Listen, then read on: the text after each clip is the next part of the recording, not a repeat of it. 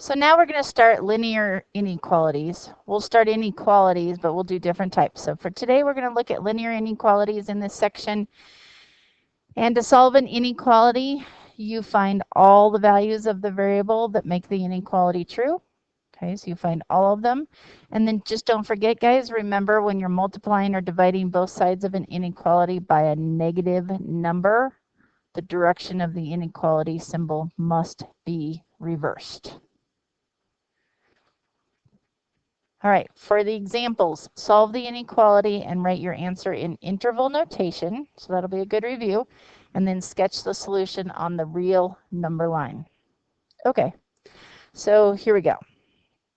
I'm going to say if I subtract or if I add 7, I would have 2x is greater than 24. Divide by 2 on both sides, x will be greater than 12. So here's the entire number line if it was drawn, and then you had to fill it in. I just need to see where 12 is. Open or close circle. Well, since there's no equal sign, it should be a nice big open clear circle, and you're shading everything to the right because x is bigger than that. Okay, so you would just be filling that in. Perfect. And then remember, you're going to tell me this is an interval by telling me it's x equals, so I don't think it's an ordered pair, right? If we were trying to make that connection. So x is running from parenthesis 12, right? Soft bracket, which is also called a parenthesis, because it doesn't equal it, to infinity. Remember, you label from left to right. You can never equal an infinity, so still a little review of old stuff. There's your answer. Next one, okay? You can go ahead and get ahead of me and try this yourself. So we have 5x minus 15 minus 7x is greater than or equal to 13. Combining like terms, we'd have negative 2x minus 15 greater than or equal to 13. If I leave the negative 2x and add 15 to both sides, I would have 28. And if I divide by negative 2, don't forget, got to switch that sign because you're dividing by a negative. Divide by negative 2, I'd have x is less than or equal to negative 14. All right, so again, if the entire number line was here, and you give me a reference point of negative 14, now it's equal to it, so it should be nice big but filled in, and we are shading to the left because we are less than negative 14. All right, so your interval then is going to be x equals, from left to right, it would be parenthesis negative infinity to negative 14. You are equal to it this time, so it is a bracket.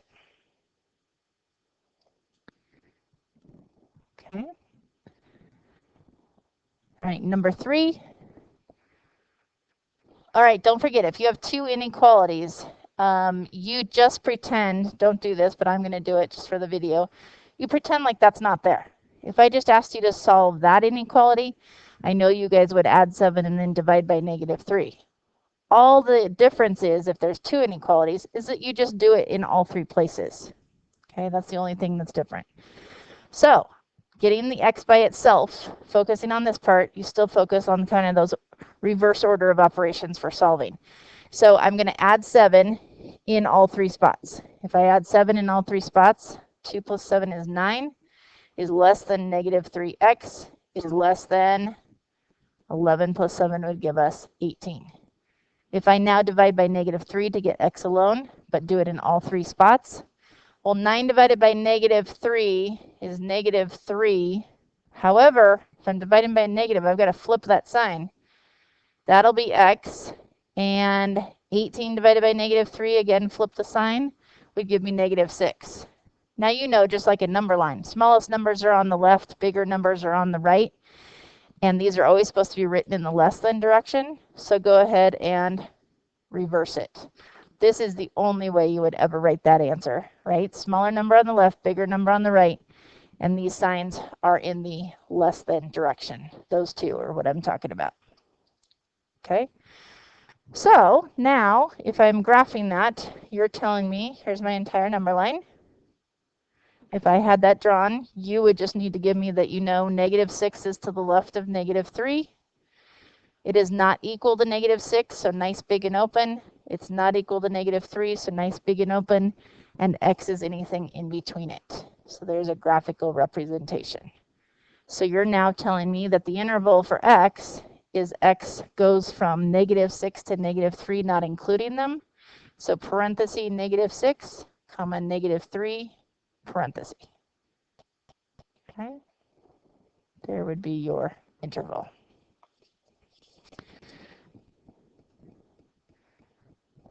All right, see what you can do on 4. All right, you should get 5x plus 15 minus 3x greater than or equal to 2x plus 10. So on the left, combining like terms looks like I have 2x plus 15 is greater than or equal to 2x plus 10. If I subtract 2x from both sides, I have 15 is greater than or equal to 10. All right, so my variables dropped out. Remember, if you get a true statement, it's supposed to be all real numbers. If you get a false statement, it's supposed to be no real solution.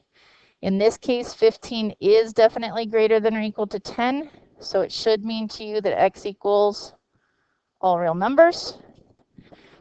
That means if I had this already drawn on a quiz, the number line, what would you do? Graphical representation?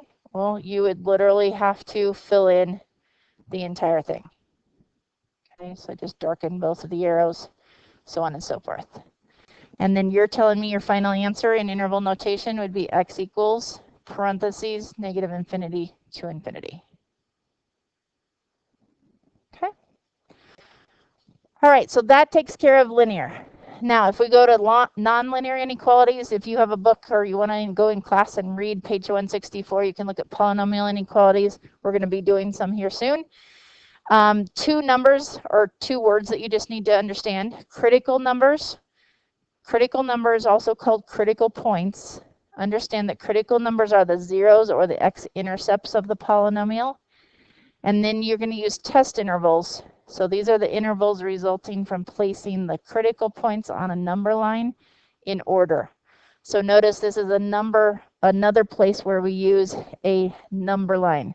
Number lines are super important in pre-calculus and AP calculus. So notice we've done a number line for absolute values. We're going to keep that up, and we're going to be using number lines when we're doing this stuff, and that's where the testing intervals are talking about. Okay, so you'll see here in a minute. Let's talk about our steps to solve polynomial inequalities. So go ahead and get that written down for yourself. 1, we need to find the zeros or critical points. We need to arrange the critical points on a number line in increasing order. Choose a representative x value in each interval and evaluate the polynomial at that value.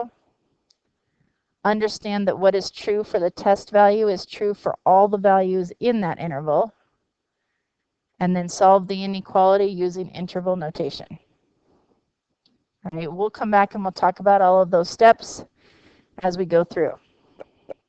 So here's our first example. Okay, here's our first example. All right, so on the left-hand side, yes, I see a quadratic. No longer is it linear.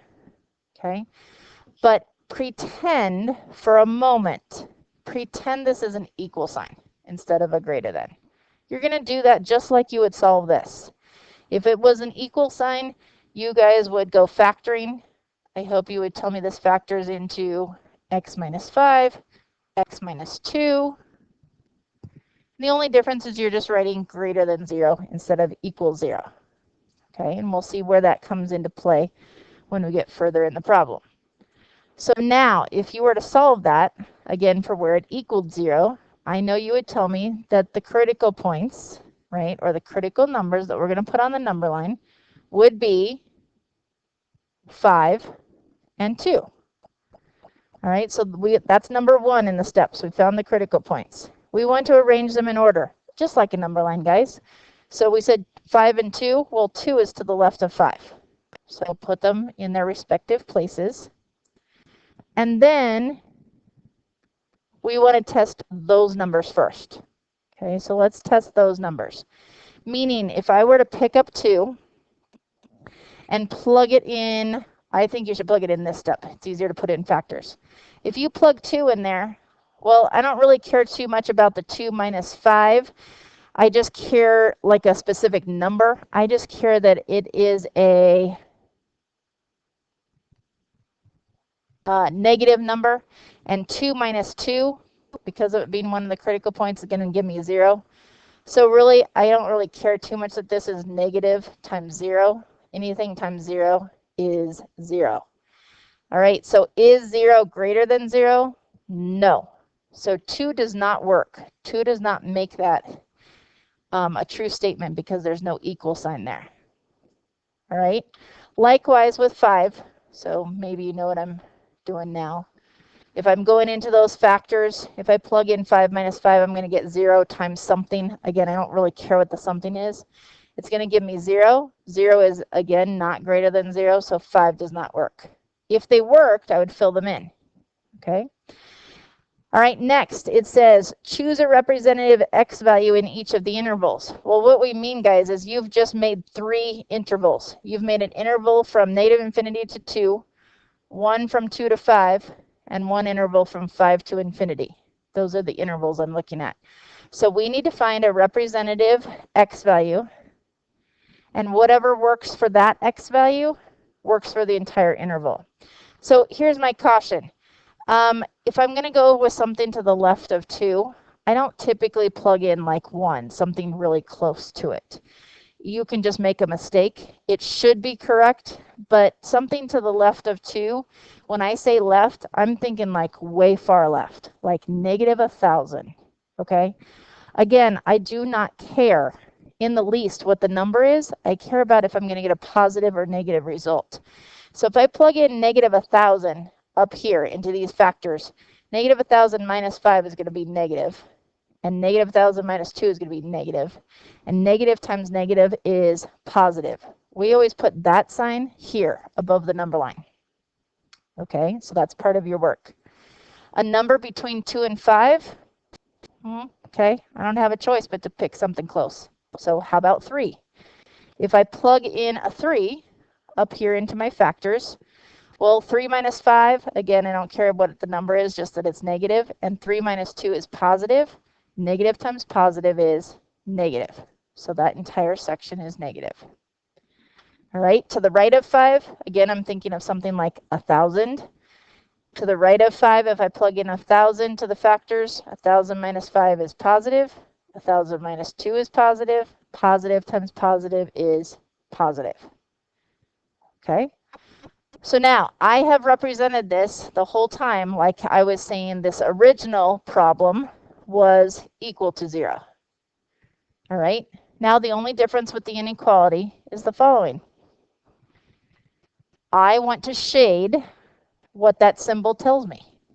I want greater than 0. So greater than 0 are numbers that are positive or numbers that are negative. Which one? Greater than 0 are positive numbers. So that's why I'm going to shade the regions that have the positive written above the number line. The only difference then, would be if this said less than, I would have shaded this region because negative numbers are less than 0. That would be the only difference, but all the work would look exactly the same until that end point. Okay, all right, I get rid of that. So clean it up a little bit. And now I am ready to go ahead.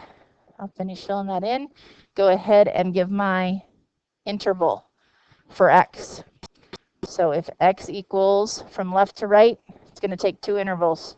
From negative infinity to 2, not including it, is a parenthesis, comma, from 5, not including it, that's why it's a parenthesis, to infinity. There's my interval. Okay, so now let's go ahead and go with that what if question. So what if, I actually want the answer from you. What if this problem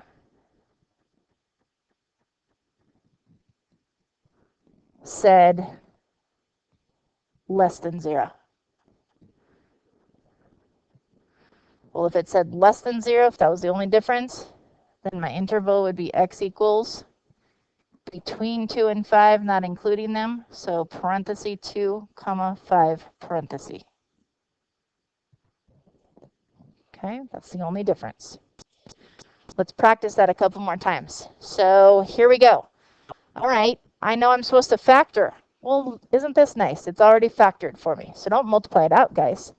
That means my critical numbers, anything that makes one of those factors equal to 0, okay, my critical numbers or my critical points, would be 3, 6, and 1. So of course, we're going to go to a number line. Once again, put them in order just like they were on the number line. So 1 and then 3 and then 6. So this time you need to test those 3 critical numbers and then the 4 regions that we've now created, okay, or your 4 intervals, just so you're kind of getting used to that wording. All right, if I plug 1 in, hopefully real quickly you're going to know it's a critical point because you set this equal to 0. So yes, when I plug 1 in right here, that's going to be 0. 0 times anything is 0. Is 0 greater than or equal to 0? Yes, it is. Okay, because of the equal sign, this is now filled in, unlike the last problem. When you plug 3 in here, you're going to get 0, and 0 is equal to 0. So again, 3 will work. And one last time, when you plug 6 in here, you're going to get 0. 0 times anything is 0, and it equals 0. Therefore, 6 will also work. Now let's test our regions. Something to the left of 1, like negative 1,000. Okay. You could also just plug in 0, but that's up to you. Again, my thinking is the following. If I plug in negative 1,000 times and subtract 3, I'm going to get a negative. Negative minus 6 will be negative. Negative minus 1 will be negative. So negative times negative is positive times negative is negative. All right, do it again. Plugging in 2, just something between 1 and 3. 2 minus 3 will be negative. 2 minus 6 will be negative. 2 minus 1 will be positive. Negative times negative is positive. Positive times positive is positive. Okay, a number between 3 and 6. Why don't we go with 4? 4 minus 3 is positive. 4 minus 6 is negative. 4 minus 1 is positive. Positive times negative is negative, and negative times positive is negative. All right, last but not least, if we plug in something to the right of 6, like 1,000, 1,000 minus 3 would be positive. 1,000 minus 6 would be positive, and 1,000 minus 1 would be positive. And again, positive times positive is positive. Okay. At this point, I refer to the sign. I'm now just looking at that. I know if it said less than, I would shade the regions that are highlighted with negative. If it says greater than, like this one does, I'm going to shade the regions with positive numbers. Okay, so I am shading for this specific problem the place where the positives lie, filling that in, and therefore x will be those 2 intervals. So from 1 to 3, including them, means I need bracket 1 to 3, comma, and from 6 to infinity, including 6, would be bracket 6 to infinity, parenthesis. All right, there you are. Now, I will just say to you, look at problem 1, look at the signs above the number line. Look at problem 2, the signs above the number line. And I will just tell you, you probably noticed that they're alternating, like plus, minus, plus, minus. I will tell you 99% of the time, they should alternate. However, I will also warn you, it's very bad idea to find one sign and then just alternate them, because if you got that one wrong, the others are wrong. And it doesn't always happen. There is that 1%. But the reason I tell you that is if they ever do not alter, like this one's minus plus minus plus, if they do not alter, I at least hesitate and ask myself if it makes sense. Okay? So keep that in mind. Number 3. Here we go. Again, it's already factored for me. That's beautiful. So I'm not going to multiply it out. I'm just going to start. I know my critical points that would make these factors equal to 0 would be here 2 and here -5. So let's put them on a number line in the appropriate place. So -5 is to the left of 2. Again, we need to test the critical numbers and then the 3 regions we just created. So if I plug -5 in here, it'll be 0 times anything is 0. Notice, however, there is no equal sign with this. So 0 is not greater than 0. It's equal to it. So nice big open circle. When I plug 2 in here, same thing. I'll get 0 is greater than 0, which is false. So 2 does not work. I do not want to include it. All right. Continuing then, something to the left of -5, like -1,000. All right, so -1,000 minus 2 is going to be negative, but when I square it, it's going to be positive. And -1,000 plus 5 will be negative. So positive times negative is negative. Next region. Between -5 and 2, a nice number would be 0. Some of you might have wanted to do that on earlier ones, and that's fine. If you plug in 0, well, 0 minus 2 is negative, but when I square it, it turns positive. And 0 plus 5 is positive. Positive times positive is positive. All right, last region, to the right of 2. So thinking of like a million, right? It could be 1,000, whatever. 1,000 minus 2 is going to be positive. When I square it, it will stay positive. 1,000 plus 5 is positive. Positive times positive is positive. Okay, so there's that. Uh-oh. Ms. Barber said 99% of the time those signs are supposed to alter. So I would have, if I just wasn't thinking about it, thought that it would have been negative, positive, negative. I better hesitate since those last two are positive right together. Okay, and now let's see if it makes sense that it should be. All right, well, analyzing x minus 2 quantity squared. That should mean to you that 2 is a double root, right? Because you're going to get it twice. Think about that being x squared. So there should be something happening there when you've got a double root. Likewise, think about what squaring does to something, guys. If you square something to the left of 2, so if you plug in something to the left of 2, like 1, even though it's negative, when you square it, it returns positive. And likewise, if you plug in something to the right of 2, like 3 minus 2 is positive, and when you square something that's positive, it still stays positive. So it makes sense because of the squaring that these signs should actually be equal to each other. Sorry about that. Didn't mean to erase it. But it should make sense that these two signs right here should be equal to one another. Okay, they should be the same. All right, so that being said, I'm now comfortable that they're both pluses. And now I always go back to looking at the sign. If this says less than, I shade where it's negative. If it says greater than, I shade where it's positive. For this specific problem, it's greater than. So shade the positive. All right, fill all that in. And if I asked you how many intervals it will take to fill this in, okay, how many intervals for x, I hope you're still going to tell me 2, because you can't make a single interval because it has to jump across the number 2 on the number line. So again, your final answer then is going to be between -5 and 2, not including them. So parentheses, -5 to 2, comma, from 2 to infinity, not including the 2. So parentheses for both of them. And there you go. Okay. All right, keep using that number line method, guys. That's really going to help you with so many things that we're doing in this class and in pre-calculus and AP calculus. Good luck.